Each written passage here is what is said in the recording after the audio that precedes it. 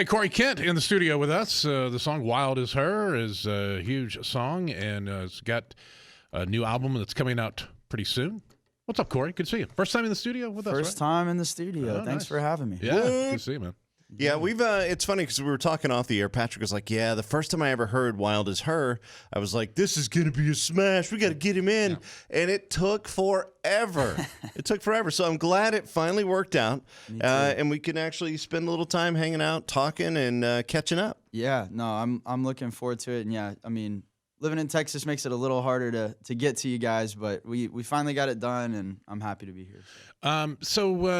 Growing up, I understand what I'm reading here. You were on stage with Willie Nelson as a kid. Yeah, so How I grew up in Oklahoma. There's still a really strong Western swing community, and so I grew up playing. It's like, you know, if you grew up in Kentucky, you probably grew up playing bluegrass. Right.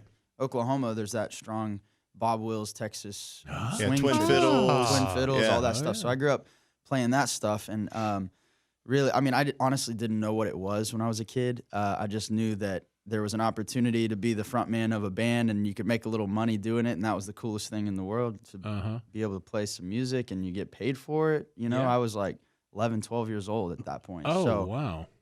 got to play in front of like a sold-out Cain's Ballroom with Asleep at the Wheel and the Texas Playboys. Okay. And then that, 5 years of that, playing all over the country with Roy Clark and the Oak Ridge Boys, and just getting stage hours, getting reps. You played with Roy Clark? Yeah, actually Cool. knew him pretty well. Played quite a few shows with him. And, Wow. it was, didn't realize the magnitude at the time.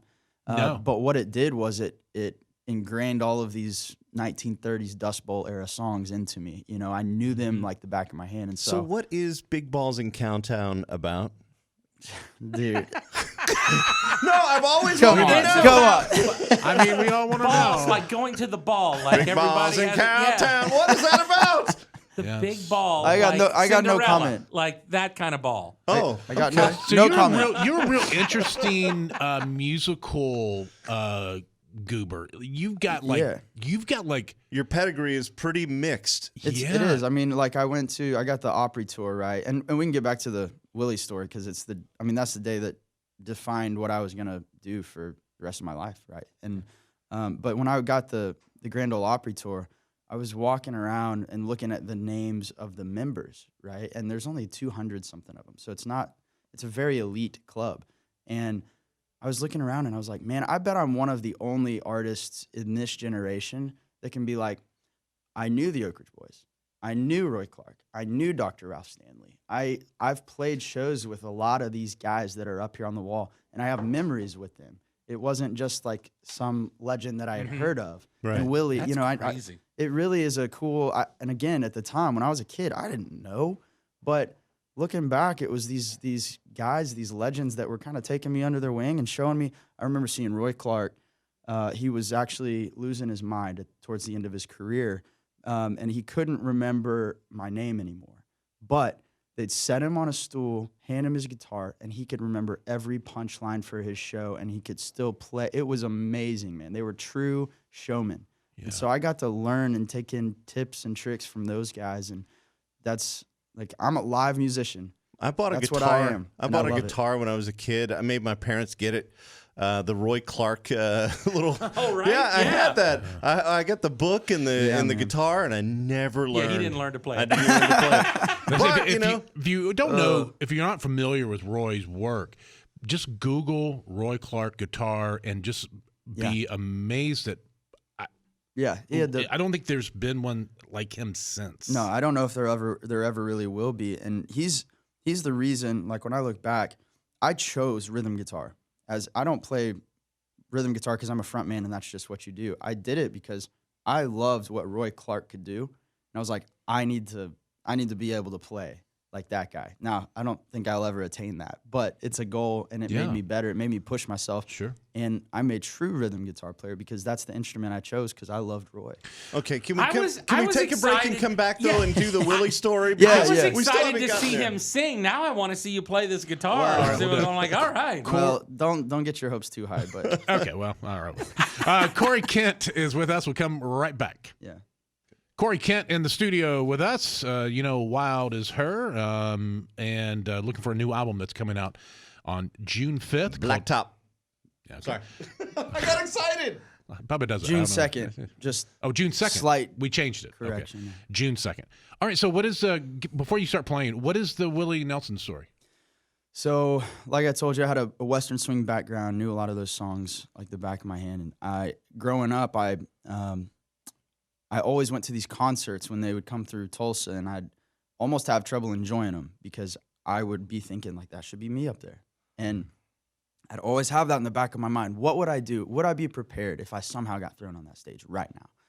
And so I would always run through these scenarios, which was miserable because it never actually happened, and I didn't even enjoy the show because I was so worried about that, right? And So how you thought somebody would just randomly pull you up out of the crowd and make you part of their show? not necessarily. I mean, I didn't think it would actually happen. I just thought, would I be ready for the opportunity? That's always a question that I've asked myself for a long time. It's like, if I got the chance, would I be able to make something of it?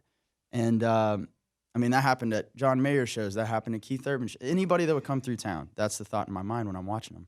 And my grandfather and my uncle had tickets to this specific show, and I was 16. I just got my driver's license. I didn't have a ticket, but they were like, "You should see if you could try to like get a cheap one, right outside the stadium." And so that's what I did. I showed up. I think I waited till a few songs in and bought a really cheap ticket from a guy that didn't actually want to be there, just scalping tickets. Walked in. If you know anything about my grandpa, he loves Willie Nelson and he loves Maker's Mark. So the two mixed together is a time. Okay. So my uncle calls me and's like, "Hey, switch me seats. I need you. You're going to take care of Grandpa for a little bit. Like, he's getting rowdy down here at the Willie show." And they were down like on the third row, and I was in the nosebleeds. And I was like, they're not going to let me down there because you had to have the wristband or whatever. But I was like, maybe if I just walk down there like I own this thing, they won't say anything. So I walked right by and sat down. And to back up, because of that thought that I always have in the back of my mind, I was like, man, if I'm going to be third row, maybe I can get his attention. So I went to the concession stand and asked for this, like, "Hey, do you guys have anything I could write on?" And got a piece of cardboard just torn up. And I still have it, actually. And I asked for a marker, and I made a sign that said, "It's my dream to play a song with you." Went down to that third row and was sitting there and held the sign up. And Willie leans over, takes the bandana off his head, tosses it to me, like, "Glad you're here. Put the sign down, kid." That kind of thing. Yeah. And so I take the bandana and I, of course, put it in my pocket. Do you still have that too? I still have it. Okay. Yep. And so a few songs later, he leans over the stage again, takes another bandana off, throws it at me like, "Okay, kid, for real, put the sign down." What did I do? I gave that one to my grandpa, and then I put the sign back up, right? The guy behind me at this point is getting pretty mad. So I'm like, "I'm really sorry, man. Just, I got to take this chance. I'm collecting I'm bandanas. so sorry. You You get the next paid one. You paid thousands of dollars for the seat, I'm sure, and I'm just ruining it. But I'm 16, and ignorance is bliss." And so he leans over the stage for a third time, and he was like, "All right, kid, what do you want to sing?" And I said, "Milk Cow Blues." And the reason that I said Milk Cow Blues is 1930s Bob Wills Western Swing.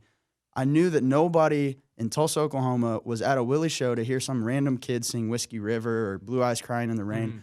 But I knew that he loved Western Swing and grew up playing it, and I've seen him cover that song before, so I knew that the band would know it. No.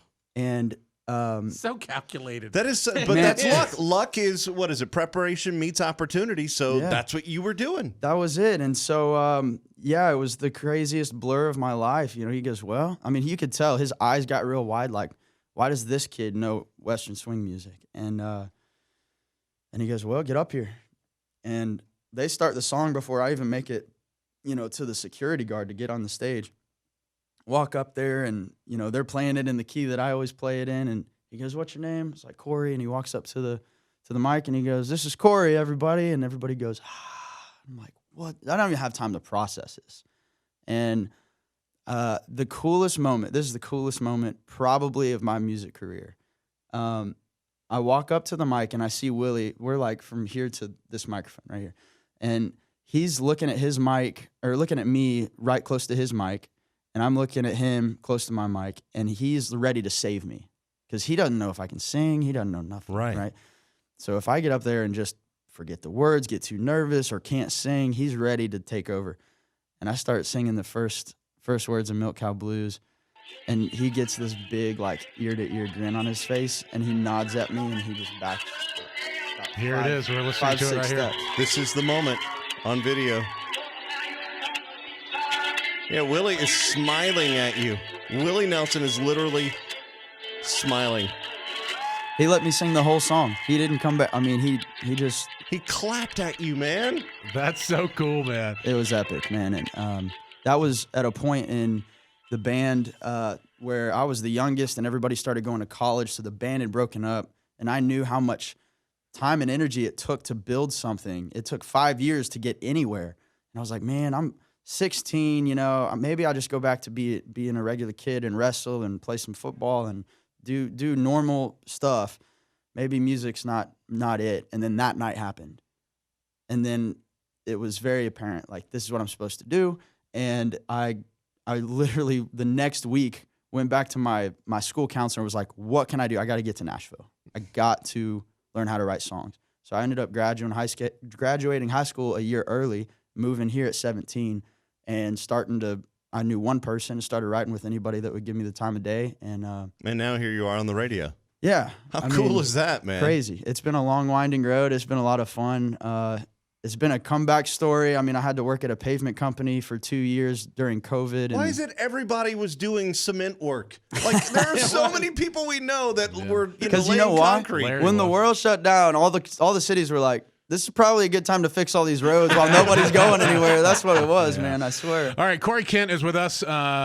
Information on touring, and look for that new album coming out as well. Yeah, we'll be out with Jason Aldean this year. Dream come true, man. Yeah. Well, I hope we can help Jason. He's struggling right now. He's not doing. Corey, it's good to see you, man. Thanks for dropping by. Thank you, guys. Corey Kent, everyone. Thanks, dog. All right. Well, that was great. That was good. You did good. Thank you. I have no idea what it was because this is taped afterwards, but You were amazing, though. Thanks. Appreciate it.